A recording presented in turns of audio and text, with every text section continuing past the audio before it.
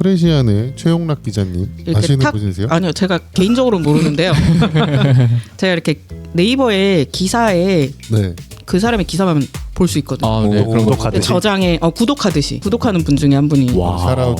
왜냐면 노동 관련 기사를 좀 많이 자주 올려주시는 분이어가지고.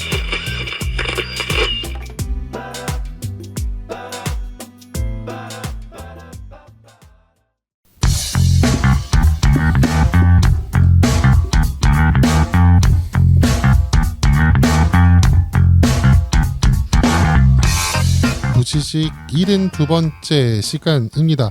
오늘은 5월 8일이고요. 방송은 5월 25일에 올라갈 예정입니다. 사전투표가 5월 29일부터 30일이고요. 6월 3일은 본투표입니다. 그래서 이 방송 나갈 때쯤이면 그래도 정책에 대한 이야기들이 좀 많이 오고 가겠죠. 아니면 여전히 내란을 옹호하는 극우 세력이 자기 정당화를 하고 있거나 또는 이미지 세탁을 하거나 타 후보를 깎아내리기 급급하거나 네거티브만 오고 가거나 하는 모습일까요? 언론 또한 개표 당일 전국 지도의 색깔만 관심이 있고 정책은 또 다루지 않고 있을까요? 지방선거에서 정책에 대한 토론이 이뤄지는 것은 너무 큰 바람일까요? 어쨌거나 선거 이슈로 가득 찬 세상일 텐데 그래도 잘 보이지 않는 곳에서 일어나는 사회적 약자에 대한 시선도 꾸준히 다뤄지길 바랍니다. 그럼 매번 같은 것 같지만 조금씩 다른 이야기 인권 이슈 시작해 보겠습니다. 저는 부천여대 김인수고요. 오늘도 세 분이 함께 하십니다. 일하는 청년 책방 책방지기 김슬비 씨 안녕하세요. 네, 안녕하세요. 네, 부천 청소년 인권공동체 세용활동가 김영철 씨 안녕하세요. 안녕하세요. 네, 그리고 부천연대 김건영 의원님 나오셨습니다. 안녕하세요. 네, 만나서 반갑습니다. 네, 매번 또 이렇게 옷을 갈아입고 계속 소개가 달라져. 소개가 달라져. 그렇죠. 이게 뭐랄까 부연사명에서 부천 시민으로서 어이쿠. 그리고 이제 부천연대 소식할 때는 이제 부천연대 회원으로서. 간부로서 그리고 인권 이슈는 또 그냥 부천연대 회원으로서. 네, 모두에게 다양한 정체성이 있는 거지 않겠습니까? 네, 어쨌든 지금 요거만 보시는 분들은 이제 처음 보시겠지만 네. 앞서 두 번의 방송에 출연을 하셨습니다. 그렇죠. 건영 씨 지금 어떠신가요? 좀 컨디션이 괜찮으신가요? 네, 괜찮습니다. 네, 그래요. 그러면 저희 바로 슬비 씨가 진행하는 인권 이슈 시작해 보도록 하겠습니다. 와.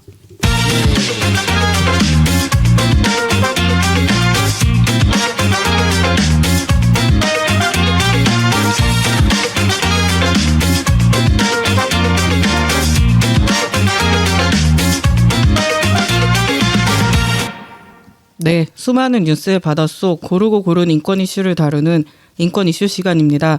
두세 개 정도 인권 이슈를 이야기해 볼 텐데요. 소식지에 있는 사회적 약자에 대한 기사 중 각자 골라온 것들을 소개해 보도록 하겠습니다. 오늘은 제가 먼저 소개해 볼 텐데요.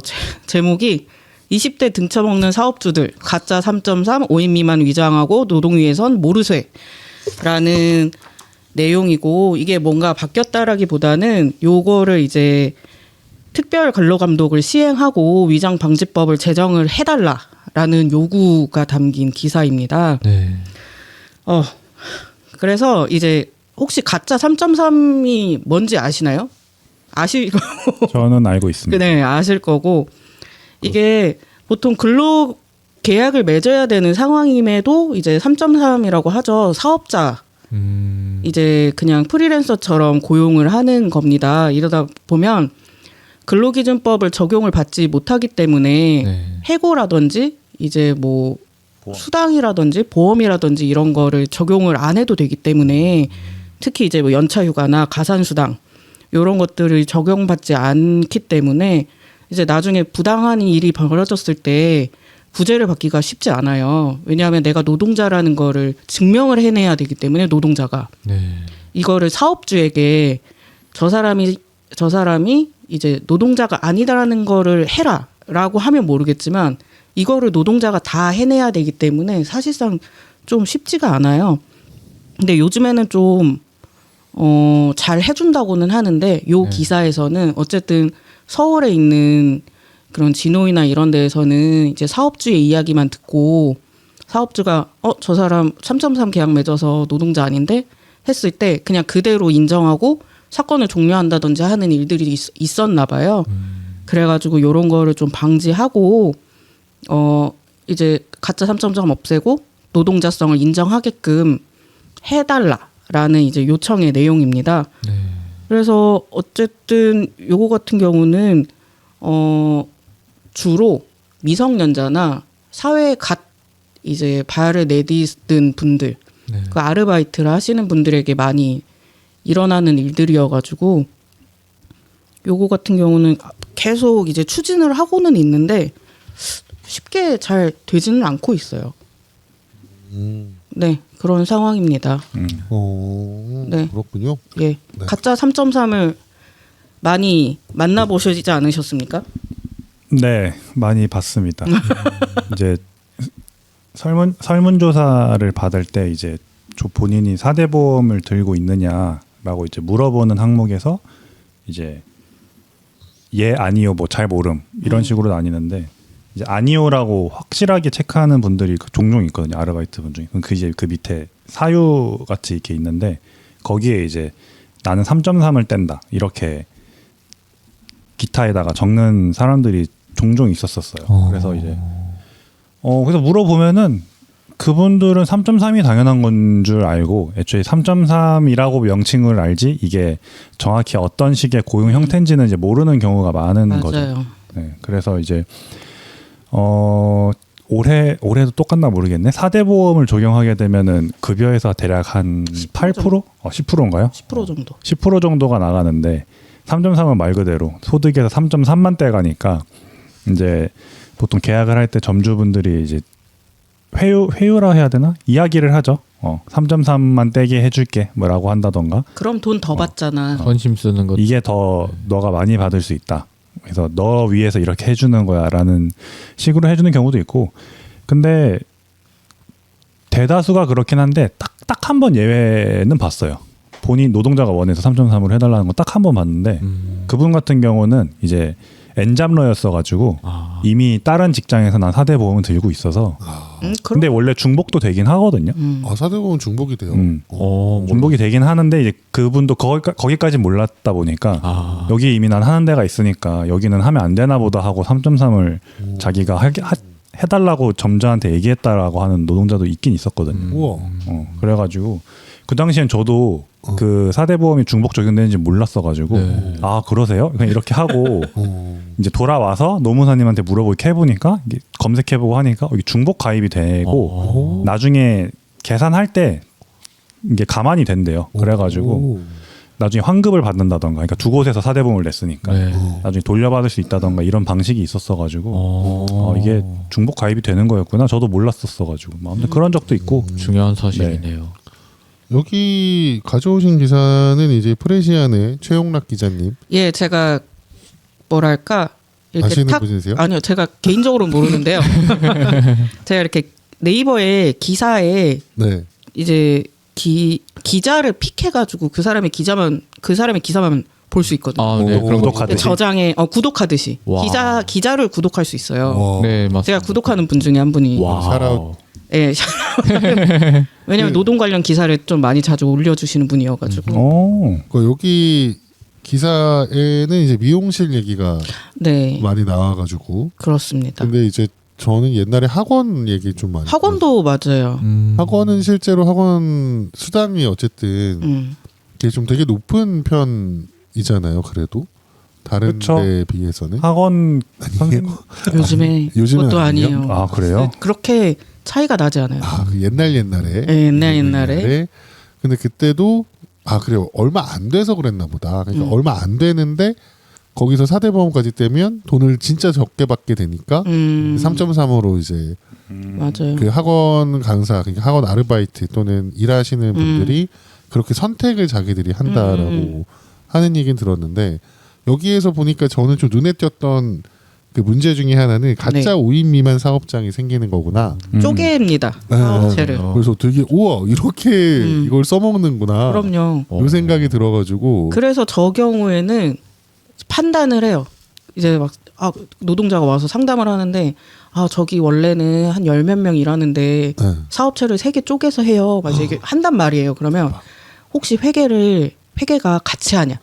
회계 업무를 같이 하냐, 막 이제 이런 거를 따져서 실제적으로 하나의 회사인지 막 확인하고 막 그런 경우들도 있거든요. 하도 쪼개니까 네. 그런 경우도 있죠. 저는 그게 음식점이나 배달 업소나 이런 데서 네. 보면 뭐 떡볶이도 아. 하고 아하. 짜장면도 하고 같은 이름으로 장소는 뭐 하나인데 하나인데 떡볶이, 볶음밥 뭐 사업체가 여러 개야. 이렇게 해서 세 개까지 하고 이런 건 한중일 뭐 이렇게 하는. 그리고 막 횟집과 치킨집과 막 이런 걸 동시에 하는 그니까요. 어이구. 뭐 대단해. 이런 것들은 봤는데 이제 이 3.3%를 하는 그 노동자가 있음으로 해서 저렇게 사업장이 쪼개질 수 있다라는 건 생각을 잘 못 해본 것 같아요. 그러니까 저 어디까지 생각을 해낼 수 있는지 참 신기한 것 같아요. 진짜. 네, 저는 이제 3.3 가지고 저는 이제 고등학교에 아르바이트 상담을 나가거든요. 네. 이제 그러다 보면 가장 학생들이 많이 하는 아르바이트가 웨딩홀이에요. 지금도요. 지금도 웨딩홀이 제일 많아요. 어쨌든 미성년자를 고용하는 비율이 높긴 하더라고요. 그러면 이제 학생분들이 한 1, 2년 일해. 주말마다 가서 일을 하고 막 이제 이런단 말이에요. 우와. 되게 성실하게 꾸준하게 하시는 학생들이 되게 많아요. 근데 이제 일 그만두려고 봤는데 내 생각보다 돈이 적게 들어온다던가 막 그러니까 OT라고 하죠. 연장수당이라든지 이런 거 못 받고 주휴수당 뭐 주말에 20시간씩 일했는데 거의 그럼 주휴를 받아야 되잖아요. 근데 막 그쵸. 주휴도 못 받았다 막 이제 이러면서 들고 와. 아, 그러면 이제 확인하잖아요. 세금 혹시 근로계약서 썼어? 그래서 근로계약서는 썼대. 그래서 아 그래. 그럼 세금은 어떻게 떼? 이러면 아예 그걸 모르는 친구들도 있고 아니면 대부분은 3.3대요 이래요. 그럼 3.3대면은 쉽게 저거를 근로자성을 인정받기 쉽지 않거든요. 네. 저 경우에는 그럼 싸워야 돼. 내가 근로자라는 걸 증명해내야 되기 때문에 그래서 너 이런 거를 받으려면 근로계약을 써야 한다. 4대 보험을 떼는 게 좋다. 근데 어쨌든 미성년자는 또 미성년자라고 4대 보험을 안 떼요. 안 떼는 그러니까 4가지 중에 이제 뭐 2-3개가 적용이 안 되거나 막 이래요. 그러니까 사장님도 너 어차피 안 되니까 그냥 3.3 떼. 맞아. 이러는 경우가 많단 말이죠. 그래서 이제 막 자기 돈 더 받아야 되는데 왜 못 받냐고 막 이제 물어보러 온단 말이에요. 그럼 나도 이제 더 이상 어떻게 얘기해 줘야 될지 모르겠어. 그럼 이제 너 이제 싸워야 돼 그러면 사장님이랑. 근데 그건 또 약간 부담되고. 그렇죠. 그럴 수 있죠. 진짜. 싸운다는 거 자체가 아무튼 사장님 마주해야 되는 거고. 되니까 그건 사실 쉽지 않죠. 그쵸. 어렵죠. 청소년들이 성인들한테 이제 돈 문제로 싸우는 게 쉽지가 않지. 경험도 없고. 근데 요즘엔 그래도가 아니지. 요즘에도 임금 명세서는 안 주나 보네요. 거의 잘. 그걸 주면 알 텐데. 어지간하면 문자로 주던 카톡으로 주던 메일로 주던. 저도 하면 근데 알바. 잘 확인을 안 하는 것 같아요. 네. 저도 알바하면서 받아본 적은 없었던 것 같아요. 그쵸. 그렇죠. 그때는 의무가 아니었으니까. 저희가 지금은 의무거든요. 의무가 아, 된 맞아요. 지 2, 3년 정도 된 거예요. 22년부터 그러네요. 맞아요. 생각해보니까. 예. 무조건 줘야 돼요. 그래가지고 만약에 뭐 문자나 카톡 받는데 없어. 그냥 막 물어보니까 막 이메일로 보냈다. 근데 이메일 보관함을 봐야지. 그 만약 있으면은 이제 자기가 왜 어디서 떼이는 건지 다 알 수 있는 거고. 그럼 거기에 이제 수당도 다 명시하도록 되어 있으니까. 그럼 주휴수당이 진짜 없었네? 할 수도 있는 거고. 그러면 이제 사실 그게 노동자성을 입증하는 맞아요. 제일 결정적인 증거란 말이에요. 임금 명세서라는 게. 일을 하고 돈을 받았다는 증거니까. 영수증 같은 거니까. 중요한 거. 그래서 임금 명세서가 참 중요한데 이게 노동자들도 잘 모르고 심지어 사장님들도 잘 몰라요. 의무화됐는지는. 그러니까 줘야 되는 건 아는데 막 너무 바빠가지고 줘야지 하다가 잊고 있었다. 뭐 이런 분들도 있고. 근데 이게 이제 의무가 돼서 이게 신고하면 처벌받는지는 몰라요. 과태료인데. 근데 3.3% 떼는 사람한테도 임금명세서를 떼어줄 그거를 원래는 떼어줘야지. 그러니까 그럴 필요가 그러니까 노동자가 아니니까 안 줘도 안 주는 되는 거지. 대신에 그런 거는 있지 않나? 뭐요? 양식이요? 임금 명세서는 아니더라도 원래 프리랜서라는 거는 이 일을 했을 때 이만큼 돈을 줄 거다라고 계약을 하잖아요. 네. 그게 맞잖아. 계약서? 근데 애초에 계약할 때 그 용역 계약서에도 그런 게 딱히 명시가 안 돼 있을 거 아니에요. 맞아요. 사실 그런 데서 오는 모순이 있죠. 그러니까 지금 이거는 어쨌든 3.3%를 뭐 하는 거에 대해서 그들이 분명히 노동자인데 그 노동자성을 인정받기가 어려우니 네. 이제 그거에 대해서 인정받을 수 있게끔 법을 만들어라. 네, 그리고 명확하게 노동자인데 음, 임의로 3.3을 못하게끔 해라. 아, 그게 진짜 중요한 노동자는 노동자로 인정하게끔. 아, 음. 와 이게 되게 좀 어려운 문제기는 하네요. 그래서 저는 애초에 이 3.3, 그러니까 사업자로 등록을 하는 거잖아요. 사업 소득세를 3.3을 떼는 거니까. 그렇죠. 그러니까 그 사업자 등록을 저는 또 기준을 오히려 엄격하게 해야 된다 생각하거든요. 좀 깐깐하게. 그러니까 말 그대로 청소년이 어떻게 사업자 그렇죠. 소득 그거 가입을 해. 소득을 해. 아니, 그럼 그래서- 진짜 그 기준을 좀 더 엄격하게 하던가. 미성년자 사업주가 많다고 통계가 나오는 게 3.3 떼서잖아요. 그러니까 그럼 이 사업주에 대한 기준을 좀 더 엄격하게 만들어서 이 사람이 진짜 사업주인지 아니면 노동자인데 사업주인 척 하는 건지 구별할 수 있어야 되잖아요. 그렇죠. 청소년도 사업주를 할 수 있지만 할 수 있는데 있지만 그 기준을 명확히 제시해줘야지. 그러니까 사업주면 자본금이 있다던가 그렇죠. 나만의 사무실이 있다던가 아, 그러네요. 본인만의 뭐 법인 뭔가 있다던가 이런 걸 좀 증명할 수 있는 게 있어야 사업주가 되는 거잖아요. 아 이거 쉽지 않네. 이 문제 쉽지 않네. 그러니까 뭐 되게 복잡하긴 한데 아무튼 이런 식으로 이게 사업주를 너무나 쉽게 가입하는 지금 이게 악용되는 원인 중 하나인 것 같아요. 너무 쉽게 가입할 수 있는. 보통 저런 거는 사장의 지휘 감독을 받는다고 하죠. 네. 그런 업무들이잖아요. 그렇죠. 저러면은 사실 프리랜서라고 할 수 없죠. 프리랜서는 어떤 업무에서 본인이 다 관리 감독을 하고 결과물까지 책임지는 네. 거잖아요. 근데 여기에서 이야기하는 저런 가짜 3.3의 대부분은 사장님의 사장이 지휘 지시야. 감독을 받거나 뭐 출근 시간이 정해져 있거나 일을 해야 되는 장소가 명확하거나 아니면 뭐 지각을 했을 때 페널티가 있다던가 이제 이러면 사실 노동자인데 그렇죠. 그런 센로그로 아침에 출근할 때 찍는 퇴근 이러면서 퇴근. 그걸 계속 이렇게 기록해 놓으면 나중에 그걸 증거로 쓸 수도 아, 있겠네요. 그렇게도 증거 써요. 맞아요. 그럼 출근 기록부가 없으면 점심. 그렇죠. 출근 기록부가 없으면 괜찮네요. 센로그 됐지만 보통은 그래서 막 그 GPS 기능 이용하라 하잖아요. 그 구글 지도 이용해 자기 네네. 그거 이동한 흔적. 아니면 버스 카드. 아 그러니까 근데 그걸 그렇게까지 그렇죠. 증명을 해야 되는 게 그러니까 너무 이거를 짜증나는 거지. 노동자가 증명을 하면 안 되는 거죠 입증 사실상. 책임이 사장에게 있어야 된다는 그게 거죠. 맞다고 보고. 사장이 이 사람은 정말 프리랜서예요라고 하고 내고 막 인증을 인증. 해줘야 되는 거지. 반대가 됐어. 네, 사장이 또 사장 측에서 그 서류를 조작하기도 또 쉬우니까. 그게 훨씬 쉬워서. 그렇죠. 그래서 원래 그래가지고 원래 근로계약서도 두부 하라 한 거잖아요. 내 거 하나, 사장 한 거 하나. 간이 사장님이 꼭 나중에 수정 조작하더라도 못하게. 아무튼 노동자가 네. 원본이 있으니까. 그렇죠. 계약서니까. 맞아요. 그쵸. 계약서 무조건. 그렇죠. 간인 꼭 하고. 네. 양면으로 하면 안 돼. 그렇죠. 복사해가지고 해야 양면으로 되는데. 해야 되고. 아니면 갑자기 든 생각인데요. 그 사업자 그 사업 소득세를 3.3을 떼잖아요. 네. 그 비율을 올려버리면 어떨까요? 막 8.8 이렇게. 기타 소득처럼요. 요것도 쉽지 않아요. 네. 프리랜서 입장에서 돌이 막 날아오는 소리가 들리는데요. 그렇게만 하는 이유가 있을 텐데. 그죠? 그렇긴 하죠. 근데 저는 지금 어쨌든 1인 사업장도 네. 저런 사대 보험과 비슷한 것들, 사회보험들. 네, 사회보험들이 이제 생겨나기는 했잖아요. 그렇죠. 그래서 이제 차라리 이제 그런 노동자성에 대한 이야기들은 지금은 다 한 것 같고 그 외에 이런 3.3을 띄는 걸 높인다거나 그런 것들이 참 어떻게 대책을 마련을 해야 될까 사실 좀 고민이 나서 여기서 위장방지법이라고 예. 되어 있는데 네 맞아요. 법 내용이 되게 궁금하기는 하네요. 네. 네, 그런 생각이 좀 들긴 합니다. 네 맞습니다. 어쨌든 지금 이야기하는 것들은 불법 약간 불합리한 일들인 거잖아요. 그렇죠. 원래 노동자가 받아야 되는 어떤 그런 법률들을 회피하기 위해서 네. 이제 여기서도 얘기하거든요. 그냥 과태료 100만 원 내고 임금체불 1000만 원 하면 돈 더 받는 거다. 더 버는 거다. 근데 이런 걸 이제 막기 위한 법이기 때문에 네. 근데 사실 쉽게 잘 되고 있지는 않습니다.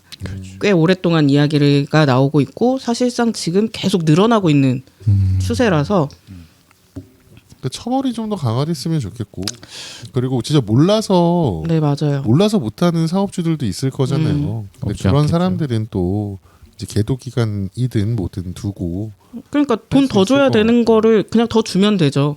더 더 주고 주던가. 더 주고 앞으로 안 하면 되지. 근데 저렇게 너무 고의적으로 한다면 그렇죠. 처벌이 들어가야겠죠. 네.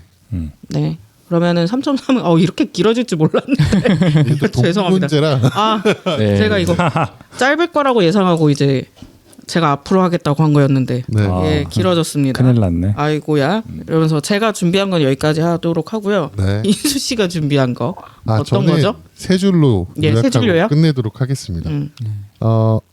오늘 5월 8일인데 그 방송 녹음하는 날이 네. 오늘 이제 남쪽에선 개헌안이 무산이 되었잖아요. 아 그랬죠. 근데 이제 북쪽에선 개헌안이 통과가 되었다. 그래서 묘하네요. 아 이런. 간단한 오늘은 아니고요. 오늘 이제 기사가 네. 얼마 전에 나서요. 그래서 이제 영토 조항을 신설을 하고 통일 관련 조항을 삭제를 했다. 그래서 네. 원래 그 전에 막 김정은 국무위원장인가? 네, 네. 김정은 네 맞을 겁니다. 님께서 뭐라고 해야 되냐? 그분이 님께서 되게 힘드네요. 김정은 씨라고 할 김정은 국무위원장이 네, 국무위원장이 이제 적대적인 어떤 표현들을 썼었는데 네. 이제 요 헌법에는 그렇게 들어가진 않았고 이제 두 개의 국가고 영토도 이제 대한민국 그 바로 이북. 경계선까지만 한다 이런 식으로 이제 적용이 된 거고요. 그리고 이제 핵 무력에 대한 핵 사용 권한에 대한 그 권한 핵 사용 권한도 처음으로 명시를 했다고 합니다. 그렇고. 그래서 요걸로 오는 어떤 영향이 뭐가 있냐면 이제 우리나라 그러니까 남쪽의 헌법, 우리나라 헌법에 이제 3, 4조가 걸린다고요. 아 그렇네요. 네, 3조가 영토에 관한 부분이고 뭐 이제 북한에 대한 어떤 입장이나 이런 것들이 들어 있는 건데 네. 그거에 대한 또 논의가 이루어지지 않을까라고 하는 게 있고요. 그리고 어쨌든 그렇게 북한이 헌법을 바꾼 그거에 대해서 영향은 지금 북한이 이렇게 두 국가라고 해서 어떤 전쟁이나 적대적인 걸 원하는 건 아닌 것 같다라는 의견들이 좀 대다수로 있는 거고요. 네. 사실 국가 대 국가로 보는 게 더 먼저이지 않을까라고 하는 그리고 평화적으로 사실 교류할 수 있는 게 그렇죠. 되게 중요하잖아요. 그래서 이미 막 그런 통일이라던가 한나라라던가 이런 것들이 안 돼서 네. 아쉬워하시는 분들도 계시긴 하겠지만 근데 저도 마찬가지로 조금은 아쉽긴 하지만 근데 한나라라는 거에 집착하지 않고 어쨌든 평화적인 한반도라는 그렇죠. 거에 조금 더 이제 관점을 둔다면 요 헌법 개정한 것도 되게 좀 의미가 있는 것 같다. 그래서 우리나라 쪽 남쪽에서 남한에서 우리나라에서 대한민국에서 네. 네 대한민국에서도 이제 그거에 대해서 진짜로 어떤 불법적인 국가로 보지 않고 불법적인 어떤 반국가 단체로 보지 않고 진짜 국가로서 같이 보고 나가는 그런 계기가 됐으면 좋겠다라고 생각을 해서 기사를 네. 가지고 오기는 했고요. 네. 네. 의견은 듣지 않겠습니다. 네. 세 줄 요약이라더니 네. 편집해야겠네요. 네. 야! 와. 다 담겼어요. 하나종. 안녕하세요. 안녕하세요. 넘어가시죠. 예. 네. 잘 들었습니다. 네. 소식지 꼭 읽어봐 주시고요. 영철 씨 거요. 와. 네, 저는 CU 화물노조 사망사고 A2Z라는 글을 썼는데요. 이게 걱정됩니다. 해야 될 말이 많아서 설명하는데 필요한 말이 많아서 그래도 이제 노동자 사망한 그런 사고에서 자기 할 말이 너무 많다고 걱정하시는 게 그러니까 잘 전달될지 멈추자. 네.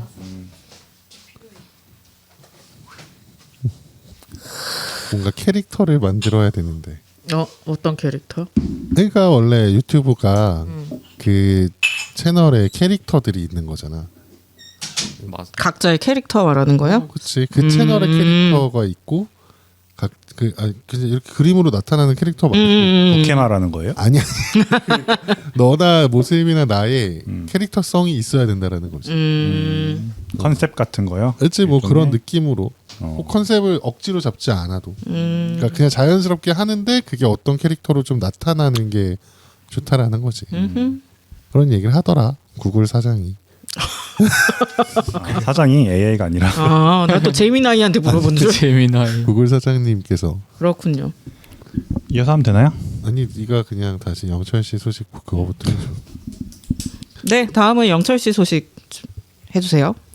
네, CU 화물노조 사망사고 A2Z입니다. 네. 4월 동안 참 여러 가지 사건이 있었지만 그랬죠. 네, 이 CU 화물 노동자 사망 사고도 제법 큰 사건으로 조명이 되었습니다. 네.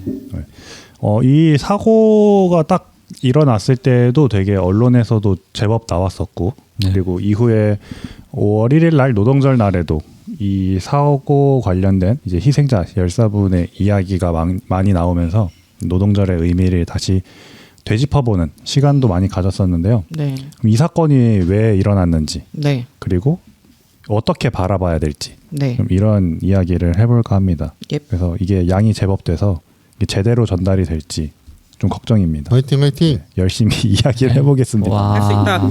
아, 네. 이걸 이렇게까지 전하는 데가 있을까? 힘층 정말 취재. 자부심을 느끼면서 맞습니다. 네, 이게 사실 사건 자체는 사고는 4월 달에 발생했지만 이 사고가 일어나기까지의 이제 타임라인으로 보면은 꽤 오래됐습니다. 올해 1월부터 이 화물연대와 이 BGF 리테일 간에 계속 갈등이 계속 지속되어 있었던 상황이었었는데요. 그러니까 화물연대 노동자에서 이제 당시 저기 이제 CU BGF 리테일의 이제 공장이 진주에 있었는데 네. 그 진주에서 이제 화물연대 소속 화물 노동자가 11명의 회원이 있었습니다. 그러니까 연대 조합원이라 그래야 되겠죠? 네. 11명이 있었는데 이 당시에 이 화물 노동자 분들의 생활 수준이 너무 많이 열악했다라고 이제 이야기를 했었는데요. 이야기가 나왔었었는데요. 네. 그래서 이제 진주에서도 이 화물 노동자분을 직접 인터뷰해가지고 나온 이제 하루 일과 또는 이제 월 급여 그리고 들어가는 경비 등을 이제 알아봤었는데 일단 이 화물 노동자분들 트럭을 다 일단 개인 사비로 구매를 해야 되고 그렇죠. 네, 여기에는 이제 2.5톤 화물 차량인데 네, 상온 차량은 8천만 원, 저온 차량은 1억 정도의 사비를 들여서 차량을 구매해야 하고 그리고 이제 하루에 총 2번 배송 타임 이게 창고의 물건을 이제 지점마다 이제 배달하는 시간대가 2번이 있는데 보통은 원래 하루에 1번 정도 배송을 한다고 합니다. 왜냐하면은 이 2번이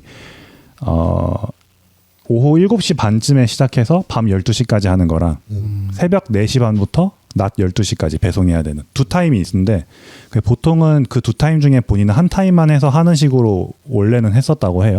그렇게 해가지고 근데 이제 그게 배송 시간이 오후 4시 반부터 12시까지인데 이 물건을 아무튼 트럭에 실어야 되잖아요. 네. 그럼 1시간 먼저 나가서 트럭에 그 준비도 물건을 싣는 과정이 있는데 그 과정은 여기서 임금 노동 시간으로 계산을 안 했다고 합니다. 헐 어이구. 몰랐어. 그래서 그 배송 기간, 그 배송 시작하는 시간만 노동 시간으로 인정해서 하는 거였고, 그래가지고 해서 평균적으로 한 달에 350만 원 정도를 받는데 여기에 이제 차량 유지비, 관리비 한 50만 원 나가고 이제 운송사 이제 지임료로 35만 원 나가고 그렇게 하면은 일단 그 두 개만 빼도 이제 월 265만 원입니다. 대략. 근데 이제 이분들도 아무래도 특수고용 노동자다 보니까 네. 사대보험이 안 돼 있을 확률도 매우 높고 네. 거의 안 돼 있다고 봐야겠죠. 그런 상황에서 이분들이 이제 아까 말했던 그 화물 배송 시간 때가 4시 반부터 밤 12시, 새벽 4시부터 낮 12시 이렇게 하다 보니까 네. 식사 시간이 따로 없어요. 이 근로 시간에도 식사 시간이나 휴게 시간을 배정을 안 해줘서 알아서 쉬어야 되는 상황이었습니다. 그러다 보니까 이 물건을 일단 이 화물차 한 대가 한 매장만 가는 게 아니잖아요. 그렇죠. 많이 실어서 그 지역의 인근 매장들을 다 돌면서 가줘야 되잖아요. 맞아요. 근데 이제 화물차가 뭐 저온 화물 차량 같은 경우에는 신선식품이 담겨 있잖아요. 네. 그러다 보니까 일단 최대한 빨리 배송해 주는 게 중요하잖아요. 뭐 빵이나 뭐 유제품이라던가 뭐 그런 것들이 들어있다 보니까 최대한 빨리 전달해줘야 오랫동안 팔 수 있는 상품이 되니까 네. 그런 것들을 맞춰주다 보면은 화물 노동자들은 이제 식사도 못할 경우도 많고 뭐 화장실 갈 시간도 거의 없어서 뭐 물을 일부러 안 드신다던가 안 만들게 화장실 갈 일을 안 만들게 맞아. 한다던가 뭐 그러니까 빵이나 삼각김밥으로 그냥 삼각김밥 같은 걸로 그냥 차 안에서 먹으면서 간다던가 네. 이런 식으로 일을 하던 상황이었었는데 여기에 이제 본사 지침으로 가급적 무조건 하루에 2번 배송해요. 왜요? 이유는 저도 모르죠. 본사의 지침이라고 내려왔다고 합니다. 그러니까 계속 하루에 2번씩 해야 되고 하다 보니까 하루 기본 13시간에서 14시간 정도 일을 하고 이 화물 노동자 같은 경우들은 주 6일 근무라고 합니다. 일요일 날 쉬고 월요일부터 토요일까지 이렇게 일하는 상황이었고 그러다 보니까 이제 노동자들은 계속 장시간 이제 고강도 업무에 계속 시달리는 상황이었어서 근데 이제 만약에 일을 하다가 내가 몸이 좀 안 좋아져서 또는 뭐 경조사가 생겨서 어떤 불가피한 일이 생겨서 쉬어야 될 경우가 있잖아요. 그럼 그랬을 때는 이제 본인이 맡았던 매장이나 구역 있잖아요. 그 구역을 나 대신 대체로 일할 기사들을 고용을 잠깐 맡아가지고 이렇게 부탁을 해서 이렇게 해주는 게 있는데 그때 또 이제 용차비가 나간다고 합니다. 나 대신 해줄 사람한테 수고비를 주는 셈인 거죠. 그게 만약에 하게 되면은 35만 원에서 최대 50만 원까지 또 나간다고 합니다. 하루 임금보다 또 훨씬 많이 나가는 거네. 그러니까 이제 이분들도 쉬고 싶어도 못 쉬는 거예요. 너무 내가 하루 버는 일당보다 나가는 돈이 훨씬 더 커지니까. 그러니까 이런 상황에서 이 화물 노동자분들이 너무 환경이 열악하고 휴가도 없고 이런 개인적인 복지가 안 되어 있다 보니까 이제 계속 이제 이 노동 조건을 좀 개선하자고 원청한테 계속 교섭 요구를 했습니다. 그러니까 지금 아까 본사라고 표현한 데는 원청, 네, 원청, BGF 네, 리테일, 네. 어. 이제 원청을 향해서 계속 교섭 요구를 했었습니다. 그러니까 이 아까 지금 말한 이 환경에서 이제 화물 수수료, 그러니까 화물 운송 수수료를 좀 높여달라고 하는 부분이랑 그리고 월 1회 휴가, 유급 휴가를 좀 달라는 것 이렇게였었는데 진짜. 이게 제안을 할 때마다 이제 원청 측에서는 이게 법의 노조이기 때문에 노조로 인정할 수 없다.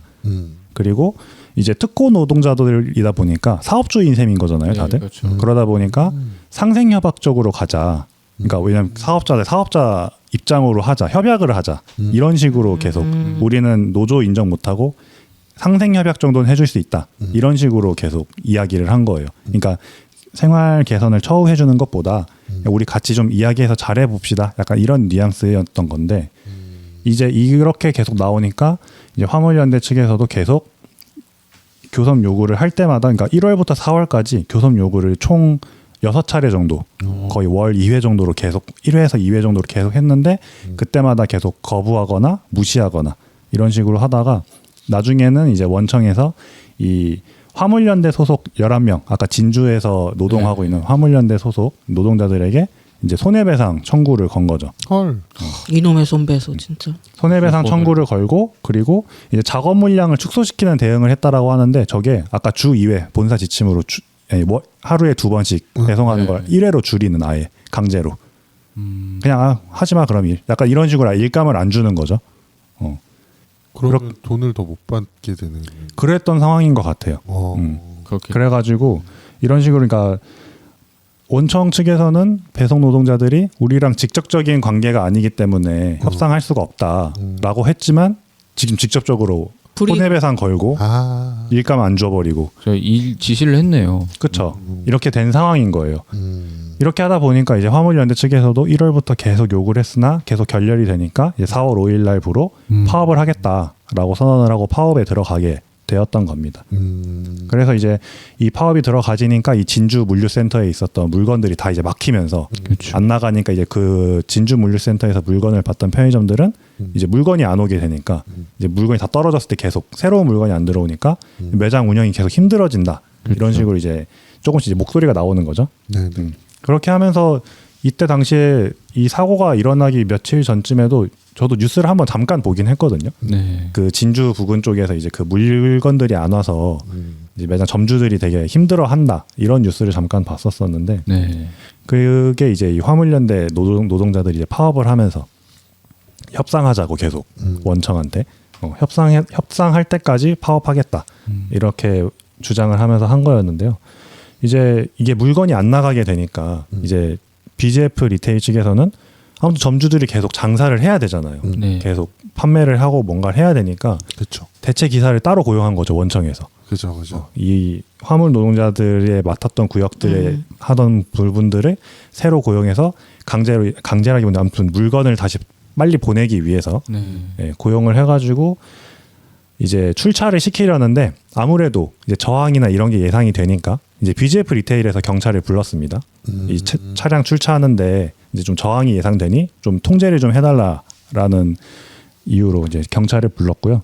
그 과정에서 이제 화물 노동자들 입장에서는 아니 협상해주면 우리 얼마든지 다시 일할 의향 있고 잘할 수 있는데 우리가 계속 6차례 이상 계속 협상하자고 요청할 때는 계속 무시하고 손해배상 걸고 못하겠다 그러고 하다가 갑자기 또 기사 따로 고용해가지고 결국에는 또 물건을 강제로 보내려고 하네. 그러니까 우리 얘기는 다 무시하고 이런 식으로 이렇게 상황이 가다 보니까 이 화물 노동자들도 이 출차를 막아서 그러니까 원청에 피해를 줘야 된다. 그래야 원청이 우리 목소리를 들어줄 것이다. 파업은 원래 그런 거니까. 그렇죠. 파업은 그렇게 일어나던 실랑이에서 이제 사고가 발생하게 된 거였고요. 네. 그렇게 4월 20일 날 그 노동자분이 이제 돌아가시고 나서 이제 12일 뒤에 4월 30일 날 이제 결국에는 극적으로 협의가 됐는데요. 네. 합의를 하게 됐는데 이제 그 고용노동부 진주지청 회의실에서 합의를 하게 되었다고 합니다. 근데 이게 이 합의가 된 배경에 좀 더 밑에 바로 밑에 문단에 있는데 이제 지난 27일 날 그러니까 3일 전이죠. 합의되기. 이제 CJ 대한통운이랑 한진택배 노동자들이 또 이제 한번 원청이랑 이제 교섭을 하려고 네. 이제 하청노조 교섭 요구 사실공고 시정 신청을 이제 그 노동위에 이제 법적인 문제 다툼이 있었던 상황이었는데 이 내용도 사실은 똑같았어요. 과연 하청 노동자들이 원청이랑 교섭할 수 있는 대상이 맞는지에 대한 이 판단을 부탁하는 내용이었는데 이 27일 날 판결에서 이제 하청 노동자들도 특고 노동자일지라도 노동자성이 인정된다라는 판결이 나왔어요. 그래가지고 이 노동자들도 개인 사업자의 위치이긴 하지만 동시에 노동자성도 가지고 있기 때문에 이들은 노조의 지위 또한 가지고 있다라고 판결을 내려줬습니다. 네. 그래서 이 판결이 내려지고 3일 뒤에 아까 말한 4월 30일 날 이제 BGF 리테일과 이제 화물연대 이제 노동자들의 합의가 일어나게 된 겁니다.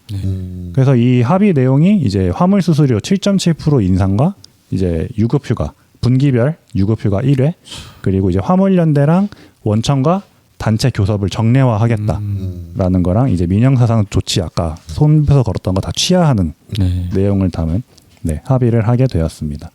저는 듣다가 말 끊어서 죄송한데 듣다가 처음부터 얘기를 쭉 들었잖아요. 네. 그래서 이 사람들이 어디 그러니까 이 화물 노동자분들이 어디 회사에 고용된 그 노동자구나라고 하면서 쭉 듣고 왔단 말이에요. 근데 그러다가 갑자기 이제 특수고용 노동자니까 네. 라는 얘기를 그렇지. 그래서 하청은 어디지라고 사실 잠깐 생각을 하다가 그렇게 얘기됐는데 말 꺼내서 죄송합니다. 아닙니다. 노동자인 줄 알았는데 아니었다. 아니었구나. 그렇죠. 개인 사업자 신분이었기 때문에 네, 이제 맞습니다. BGF 리테일에서도 노동자가 아니고 법의 노조이기 때문에 인정 못한다. 와. 그래서 협의 못한다라는 입장이었고요. 음. 네, 이렇게 해가지고 결국에 극적으로 타협이 되긴 했는데 이게 결국에는 이제 노란봉투법에 들어간 내용, 그러니까 원청과의 교섭권을 보장할 수 있는 이제 법이 추가가 되면서 이제 조금씩 이제 이런 비슷한 일들이 계속 일어날 것이라고도 지금 보고 있거든요. 네. 이제 이와 유사한 사례들이 계속 나타날 거고 앞서 27일 날 그런 노동자성이 인정되는 판례가 나왔기 때문에 이제 앞으로 이와 비슷한 법적 분쟁이나 그리고 또 법적 분쟁이 일어났을 때 노동자성을 인정받는 판례가 더 많이 나올 수도 있다. 네. 이렇게 이야기가 나와서 앞으로 더 좀 지켜봐야 될 것 같고 그리고 아까 BGF 리테일과 화물연대가 일단 합의를 하긴 했지만 이것도 사실 지켜봐야죠. 그렇죠. 잘 지킬지 그러니까 정말 정례화돼서 잘 계속 교섭이 될지랑 이걸 일단 봐야 될 것 같고. 저는 궁금한 게 손배소 그래서 취하를 한 거죠? 네. 네. 하기로 합의를 한 거예요. 네. 하기로 합의를 하고 아직은 모른다. 네. 취하를 했는지까지는 아직 잘 모르겠다. 그래서 저도 사실 이거 기사를 쓰면서 알았는데 이 노란봉투법이 시행된 게 전 올해부터 시행된 줄 알았는데 네. 3월부터였더라고요. 올해 3월부터였군요. 아 올해 1월부터인 줄 알았는데. 저는 올해 1월부터인 줄 알고 있었는데 3월부터였어가지고 어떻게 보면 진짜 타이밍이 만약에 이게 노란봉투법이 막 4월이나 5월이나 막 6월이었으면은 이게 전혀 적용이 안 되는 상황이었던 거잖아요.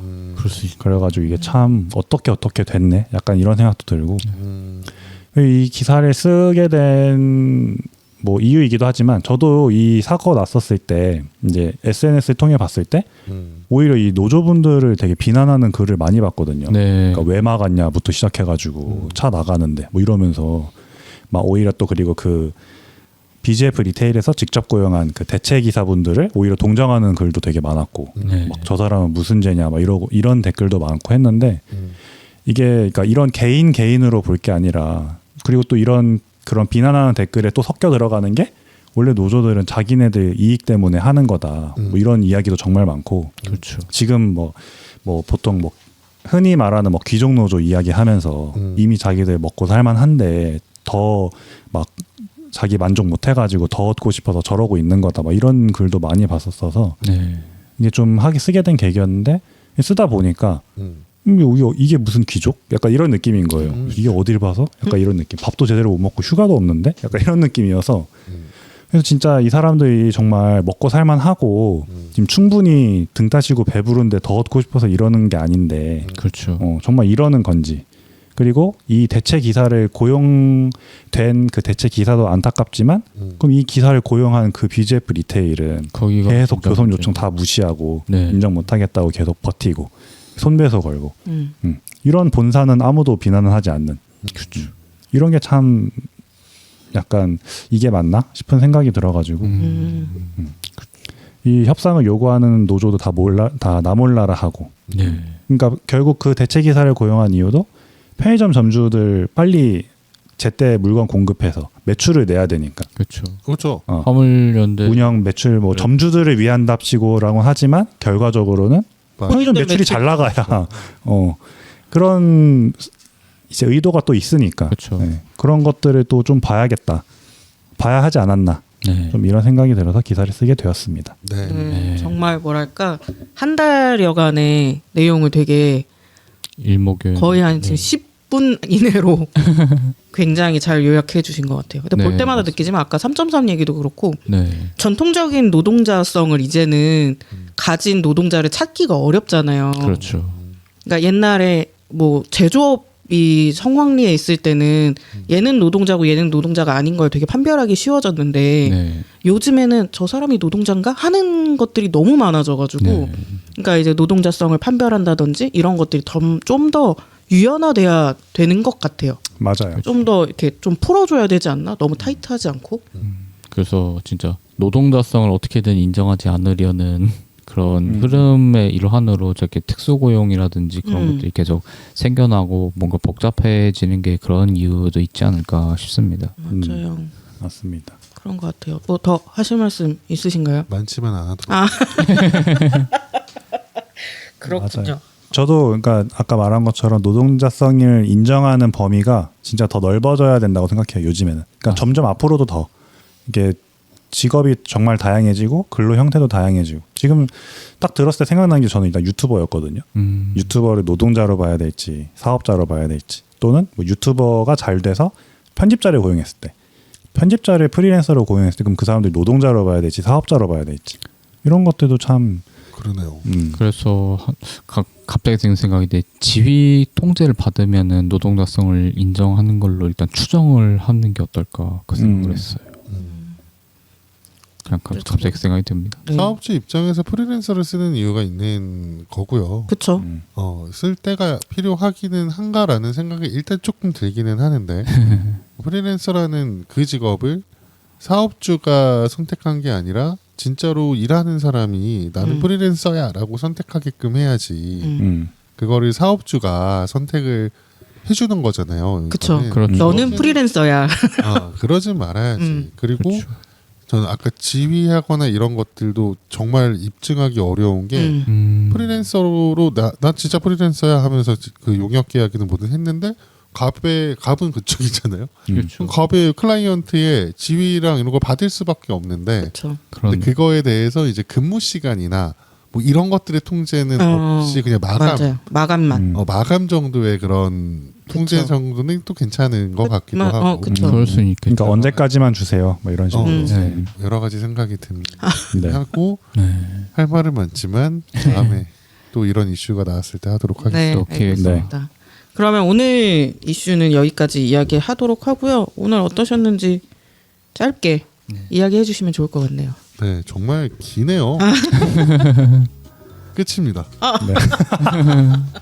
네, 정말 길었습니다. 네. 그래도 말하고 나니까 뭔가 좀 후련한 기분도 드네요. 네, 네. 고생하셨어요. 와. 맞아요. 처음에 이거 해야 될지 말아야 될지 고민이 컸잖아요. 길 것 같아서. 네. 그래도 해주셔서 너무 막- 약간 명확하게 알 수 있어가지고 좋았던 것 같습니다. 네. 이것이 팟캐스트다. 와. 말이 최고다. 끊기지 않네. 네.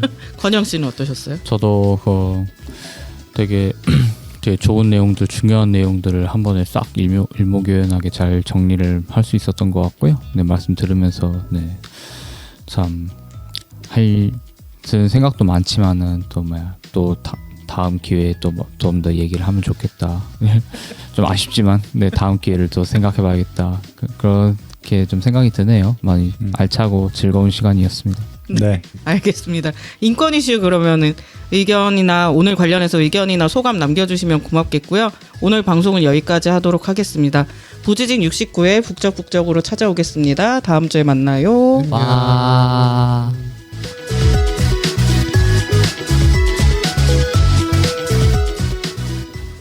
69회